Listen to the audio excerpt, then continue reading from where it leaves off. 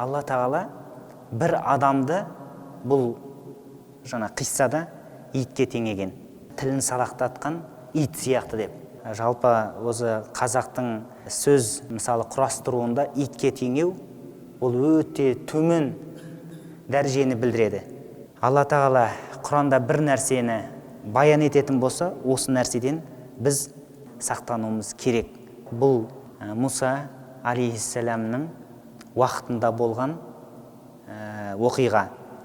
Мұса алейхиссалам Фирғауыннан, оның зұлымдығынан, өзіне бірнеше адам иман келтіргеннен кейін одан қашып, кейін теңізге тіреліп, Алланың қалауымен жаңағы теңіз ашылады, теңізден өтеді, өткеннен кейін сөйтіп Палестина еліне қарай бет бұрады. Сол Палестина жерінің маңайында Канған деген тайпа болады. Біздің осы қиссамызға арқау болып отырған жаңағы кейіпкеріміз сол жерде өмір сүрген адам болады. Ибн Аббастың жаңағы тәфсірлеуінше, жеткізуінше есімі Бәлғам деген кісі болған. Баураның баласы Бәлғам деген. Бұл кісі кім болған? Бұл қарапайым сол Канған еліндегі Аллаға иман келтірген, Алла тағаланың оған белгілері берілген, білімді, ықыласты адам екен. Бұлардың ұлты яһудилер болады, барлығы сол Палестина жерінден. Мына жақтан Мұса өзінің қауымымен көшіп келіп отыр. Бір риуаяттарда айтады, кезінде бұл Мұсадан білім алған дейді. Мұсадан білім алып, иман келтіріп, сөйтіп ол бірақ басқа рудың адамы болады, сол жерде жаңа өмір сүрді дейді. Енді тәфсірлерде Ибн Масудтан келген жаңағы деректер бар, Ибн Аббастан келген деректер бар. Негізгі жаңағы желісі сол елді мекенде, Палестинаға жақын жерде жаңағылар ғұмыр кешкен екен. Сөйтіп сол елдің адамдарының барлығы күнә жасайды, жаңағы әйелдері бұзылған, сондай күнәға белшесінен батқан адамдар болар. Сөйтіп жаңағы Бәлғам деген қарапайым, тақуа, иман келтірген Алла тағалаға білімді адамдардың біреуі болады, сол жерде өмір сүрген. Сөйтіп адамдарды дүзбеулікке шақырса, олар оған бойсұнбайды, өйткені ол сол қауымның арасында беделді адамы болып есептелмейді жаңағы адам, солардың көзқарасында. Сөйтіп Мұса алейхиссалам Фирғауыннан аман есен құтылып келе жатқан кезде сол елді мекеннің жанына тоқтайды, Палестинаға бара жатқан кезде.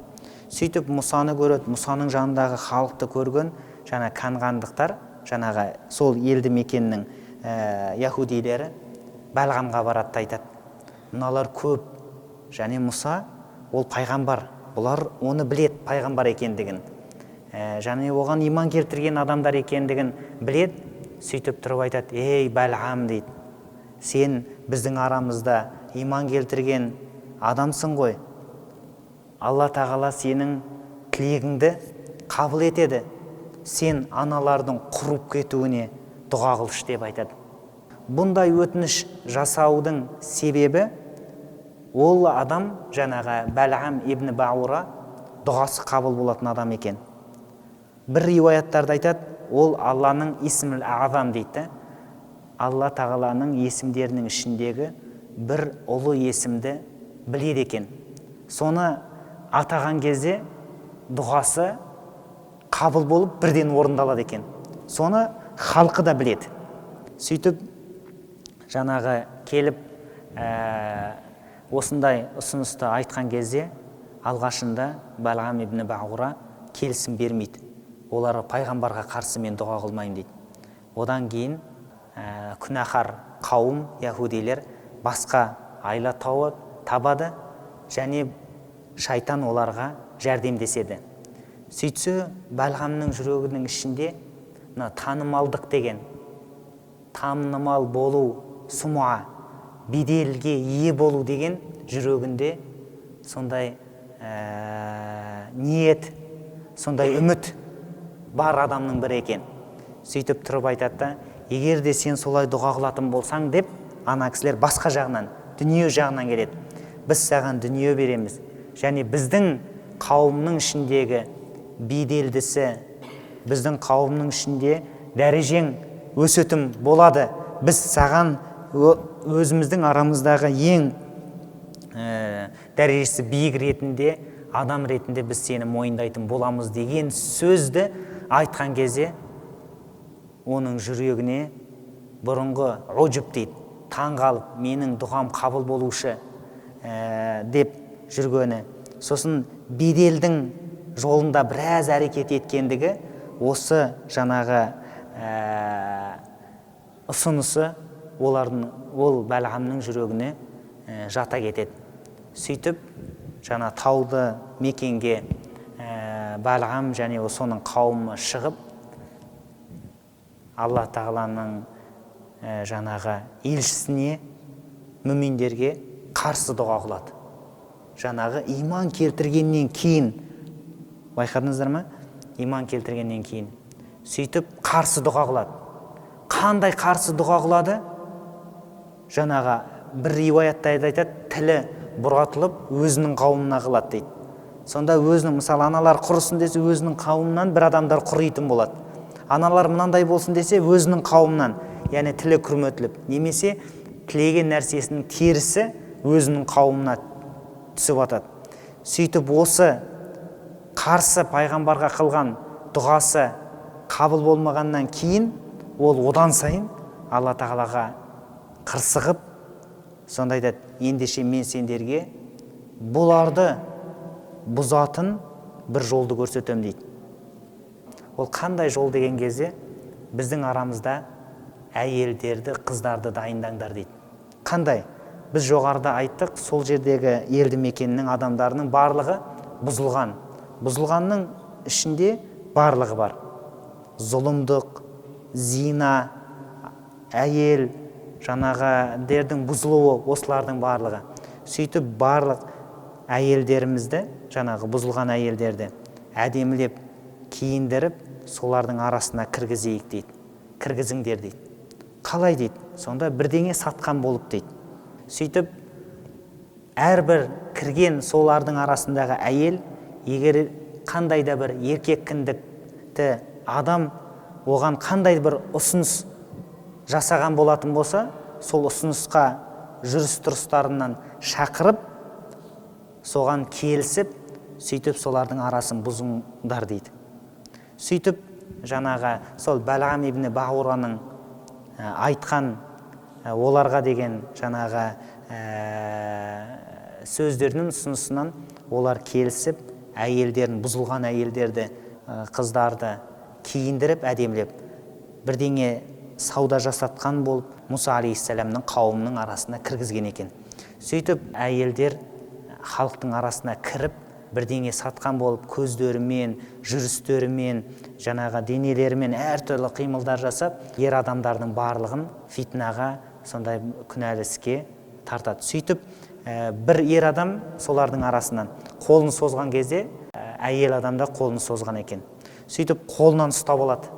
Ақылы кеткен адам қолынан әйелді, жаңағы сұлу әйелді ұстап алып, Мұса алейхиссаламның, пайғамбардың алдына келеді. Сөйтіп айтады, мынау маған харам ба дейді. Сонда Мұса алейхиссалам айтады, бұл бөгді әйел ғой дейді, сенің әйелің емес қой деген сөздер айтады. Бұл харам дейді. Ендеше харам болса дейді бұл, уаллахи, мен ант етем, саған бойсұнбаймын дейді. Мен білгенімді істеймін дейді. Өзі келісіп отырған адамды мен жібермеймін деп, пайғамбарға қарсы шығып, бүкілінің көзінше осындай нәрсені істейді. Сөйтіп әйелді алып кетіп, сонымен зина жасап, білген істеп, халықтың арасы бұзыла бастайды. Сөйтіп Алла тағаланың әмірімен оларға тауын дейді, сондай ауру Алла тағала жібереді. Ауру жібергеннен кейін иман келтіргендердің біреуі, енді риуаяттар бойынша сол жасаған жігітті найзамен тығып, әйел екеуін сөйтіп көтерген дейді, өлтірген дейді. Енді Алла тағала бірден жаңағы ауру түсіп, адамдар Алла тағаланың азабы екендігін Алла Тағала сездірткеннен кейін, білдірткеннен кейін бірден олар осы күнәлі істен тыйылған екен. Бірақ Балаам ибн Баура Алла Тағаланың әмірімен ол солай күпірлігімен кетіп ұзақ өмір сүрді дейді. Бірақ кәне мактуман дейді, яғни көзі соқыр болады. Сөйтіп күпірлікпен ол да Алла Тағаланың қаһарына ілігіп дүниеден өткен екен. Ендеше осы қисса Алла Тағаланың баяндауымен біздерге Ағраф сүресінің 175 аятынан 177 аятының арасында Ағраф сүресінде осы оқиға баяндалған. Енді қиссаға кішкене сәл ғибраттарына тоқтайтын болсақ, жаңағы ғылымда, байлықта ол Алланың беріп жатқан нығметтері. Сондықтан да кез келген нығмет ол шүкір етілу керек. Жаңағы Балаам ибн Баура сол Алланың берген нығметтеріне шүкір етпеді. Екінші, бұл жерден алатын тағылым, адам ешқашан өзін амандықтамын деп ойламау керек екен. Бітті, мен осы тура жолға түстім, немесе менің білімім бар, болды, мен жәннатқа кірем деп. Яғни бізге Құранда әрдайым біз намазда Фатиха сүресін оқимыз. Фатиха сүресінің ішінде ихдина сиротал мустақим дейді. Бізді тура жолға сала көр деп қайта-қайта сұраймыз. Қайта-қайта сұраймыз. Яғни тура жолда тұрақты болу ол өте маңызды нәрсе. Сондықтан да көбінесе біз өзімізбен күресіп, өзімізбен жұмыс істеуіміз керек екен. Яғни Алла Тағаладан сұрауымыз керек. Алла Тағала бізге тұрақтылықты нәсіп етсін деп. Кейін үшінші мәселе бұл жерде бедел мен дәрежені қалау дейді. Мысалы, ол не деген сөз? Мысалы, сол нәрсе оны құртты да, адамдардың арасында бір жаңағы назарына іліккісі келді. Адамдар айтқанын қалады, айтса екен деп, білімді жаңағы тағы басқа деген сияқты. Адамға, сұмға жаңағы бедел, дәреже деген өте үлкен жаңағы адамды алдайтын нәрселерден болып есептелінеді екен. Сондықтан да ардақты пайғамбарымыз айтады: «Инна Аллаха ла янзуру иля суарикум ва ла иля аджсамикум». Алла сендердің келбеттеріңе, дене бітімдеріңе қарамайды дейді. «Валакин янзуру иля кулубикум ва амаликум». Бірақ сендердің жүректеріңе, істеген амалдарыңа қарайды дейді. Алланың назар саратын жері ендеше жүрек екен. Яғни ықыласқа Алла Тағала маңыздылық беріп қарайды екен. Бір ғалым өзінің шәкірті білім иесі бола бастайды. Сонда шәкіртіне насихат айтып жатады, жаңағы бұрында сонда айтады: есіңде болсын дейді, адамдардың сені жаңағы ғалым, ұстаз, білім иесі деп айтқанына сен алданып қалма дейді. Шындығында адамдар сенің сыртқы бейнеңе, сөзіңе, дене бітіңе қарайды дейді. Алла сенің жүрегіңе қарайды дейді.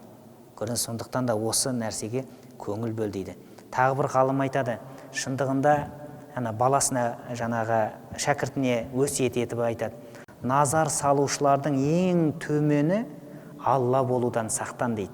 Бұл не деген сөз? Адамдардың қарауы саған ең үлкен дәреже болып, Алланың қарауы саған ең төмен болудан сақтан дейді. Қараңыздар, сондықтан да расында да жеке қалған кезде жаңағы сиррул ибада дейді. Адам өзінің құлшылығын, өзінің ізгілігін жаңағы жасырын амалдар арқылы жасаған болатын болса, ол нұр үстіне нұр. Ендеше адамның жаңағы бойындағы сұмға, жаңағы беделге деген ұмтылу, осылардың барлығы адамды құртқан нәрселерден екендігін бізге осы қисса баяндап отыр. Алла Тағала иншалла білімдерімізді өзінің ризалығы үшін алуды, және осы дінімізде тұрақты болуды Алла Тағала, және аналарымыз, қыздарымыз өсіп келе жатқан ибалы, иманды болуларын Алла Тағала нәсіп етсін. Сонымен қоғам түзелетіндігін осы жерде меңзеліп отыр. Баршаңызға Алла разы болсын. Субханакаллахумма бихамдик, ашхаду ан ла илаха илля анта, астағфирука ва атубу илейк, бирахматика архамар рахим. Аллаху акбар.